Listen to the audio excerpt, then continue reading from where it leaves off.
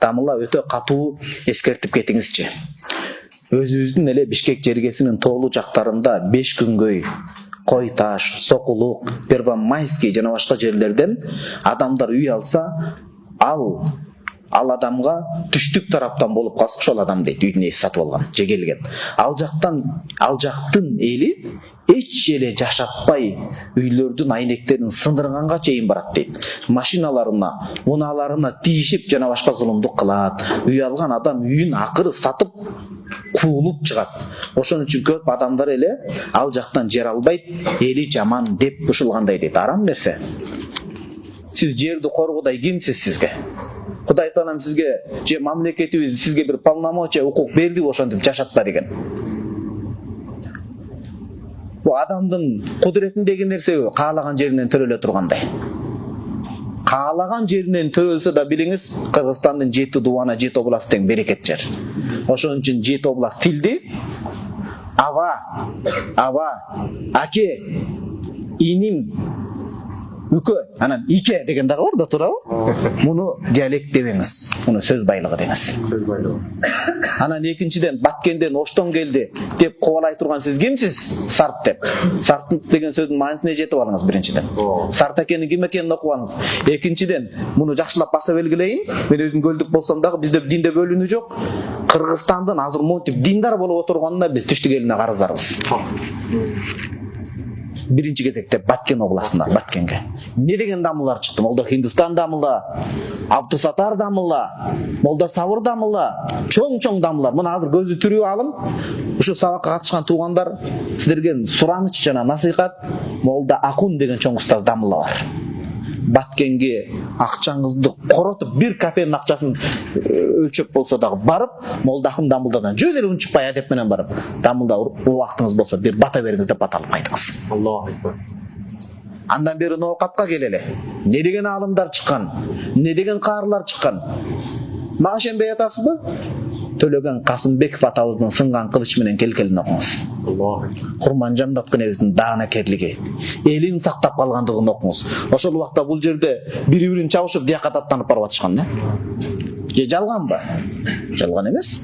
Ошон үчүн элди, үйдү жашатпай коюш сиздин колуңузда эмес. Үйдөн кубалап атасызбы? Эртең сизди да кабыр жер сиңирбей көтөрүп чыгарып коет.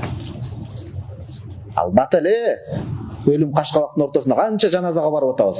Бүгүн бирөөнү батырбай, бул түштүктүк экен, бул түндүктүк экен деп трайбализмге жол берип, бул сарттар экен, бул баланчалар экен деп кубалап чыгып атсаңыз, аркалыктар экен деп. Эртең Кудайдын каарынан, зарынан коркуңуз, жер сизди сыпка чыгарып койбосун. Мен өзүм зар болуп жүрөм Баткенге жете албай. Кайын журтум ноокаттан өзүм көлдөмүн. Баткенге барам деп, иншалла Баткендин өрүк сарына, Айгөлүнө, аалымдарына, жерине куштармын. Жамандабай Баткенге барып келиңиз биринчи. Баткенден кудасы өп кетиңиз. Не деген шыйрактар токулат? Кыргызстанда ошол жок азыр шыйрактар ошол Баткенде, туурабы дамлар? Туура. Шырдактар. Ошон үчүн Кудайдан коркуңуздар, туугандар, болбойт андай. Пайгамбарыбыз саллаллаху алейхи ва саллям айтат: ким бир карыш жерди зулумдук менен тартып ала турган болсо, таввакахуллаху унукаху мин саб'i арадин дейт. Бир карыш жерди адилетсиз зулумдук менен тартып ала турган болсо, 7 кабат жердин астынан мойну оролот дейт. Чаар жылан келип чыгат анын кабырында дейт. Кудайдан коркуш керек, ол оңой эмес. Жер биздики эмес, ал Кудайдыкы биринчиден. Экинчиден мамлекет сизге андай уруксат берген жок, кандай болсун. Египетте мен бир аз токтолоюн, анткени бул актуалдуу маселе да, туурабы? Уруксат бериңиздер. Египетте көйгөй. Египетте Шейх Юсри деген устаз бар, айтып берет. Американын кайсы бир штатында мындан канча жыл мурда ушундай план, иш берчем түзүшкөн. 50 канча? Айтор 60 иш жарандуулук жаштан өткөндөрдү чыгарабыз ал шаардан, дени карды соолор кылат, оорулар чыгат жана башка деп. Качан ошондой болсо, кайсы бир жерде болбосун. Ошол күнү ошол тандалмаларга, кашан ичиндеги тандалмаларга, элиталарга Кудайдын азабы асмандан жаап түшөт. Неге? Муну кыргыздар айткан карысы бар, нырысы бар дейт.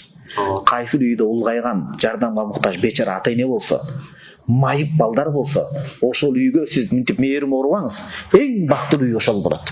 Кудай деген үй ошол үйдөн көп чыгат. Шүгүр Кудай деген көп чыгат. Кудайга үнү көп жетет. Пайгамбарыбыз саллаллаху алейхи ва саллям айтат, бул хадис имам Абу Дауд сунанда келет: "Иннакум турзакуна би дуафаикум", силердин алсыздарыңар себептен рызкы берип турат силерге дейт. сүттөгү эмчектеги жаш балдар болбогондо, күнөөсүз жаныбарлар болбогондо, исламда чачагарган аксакал аталар болбогондо, Аллах Таала бир дагы силерге үзүмет тамчы суу бербейт эле, ырыскыны жадырбай коет эле дейт. Анан экинчиден, биз бияктанбыз, түндүктөнбүз деп кыйындаттыңыз. Бишкекти ким гүлдетип атат? Моюндайлычы мына. Баткендик туугандар келип, эмгек менен, күжүрүм эмгек менен гүлдетпегенде биз кыйналып калмакпыз. Туурабы же туура эмеспи? Факт эмеспи? Жалкоо болуп жатканбыз да канча жерлерде эле. Моюнга алганды үйрөнүш керек туугандар. Туугандар, реалдуу болушубуз керек. Ошентип жалган эле патриот болуп, көкүрөгүн эметип, Чолпонбай атабыздын атынан мындай Чолпонбай атабыздын ордун басам деп сөз менен Жылаңач баатыр болгон туугандар чек ара маселесинде чыныгы эр жүрөктүүлүктү ким көрсөтүп атат? Туурабы? Оңой эмес. Мана мен умрага быйыл кичине көбүрөөк болдук. 2 жол умрада, акыркы сапарда Баткен туугандарынан келди. Рашиддин деген карыкебиз бар турбайбы шейхим? Карыкебиз келип калды, Алла разы болсун. Аббас агабыз келип калды. Ошондо сабак кылып отуруп, мен сабактын акырында апалар экен, Баткендик апаларыбыз экен. Атайын келиптир, башка гостиница мейманканадан. Мен айтып калдым да сабактын акырында, аталарым, апаларым, сиздер Кыргызстанга кайтканда эски китептер болсо, диний, чаң басып эч ким окубай жатса, сураныч мага берсеңиздер, китепти аябай жакшы көрөм. Ошол китептерди реставрация кылып, жаңылап ошону окуп пайдалансам, жөн эле катып отургандан пайда жок. Бул илим берилсин элге, бир китепте канча маселе айтасы элге десем, бир апа уруксат болуп алам. Биз Баткенден келдик, жана чек ара тарапта үйүбүз күйүп кеткен, бирок бир Куран калыптыр. Сырты күйгөн, мукабасы ичи калды. Балам ушул Куранды берсем болобу? Болот. Мен бул жерде Баткендик апабыздын кыйындыгын баса белгилейм. Ошол жерде чек арада туруп Куранды сактап калганына сүйүнгөндүгү, экинчи умрага келгендиги. Бирөө жарымдын Кудай сактасын, Кудай анын бетин ары кылсын. Карышкырга деле үй керек. Баланча эле бирөө деп коелучу, жок образды. Үй күйүп кетсе, умрага бармак турсун, эмне болот ал адам? Кандай баатыр адамдар. Ошон үчүн антип бөлүнгөндү коелу. Ал саясатчы, мурдагы кээ бир суу кечпеген саясатчылардын ушундук оюну болгон. Азыр деле алар андайга жол берилбейт трайбализмге. Анан экинчиден, үчүнчүдөн могу даават мээнетин белгилеп кетиш керек. Дааватчы бир туугандарыбыз садаган кетейин, секетин кетейин, түндүк, түштүк бүт Кыргызстандын жерин кыдырып отуруп, Кудай сөйөк болуп, азыр Баткендик туугандарыбыз көлгө барып, кадимкидей достапты, туурабы? 7 область биздин 7 кереметибиз. Ушундай билиш керек.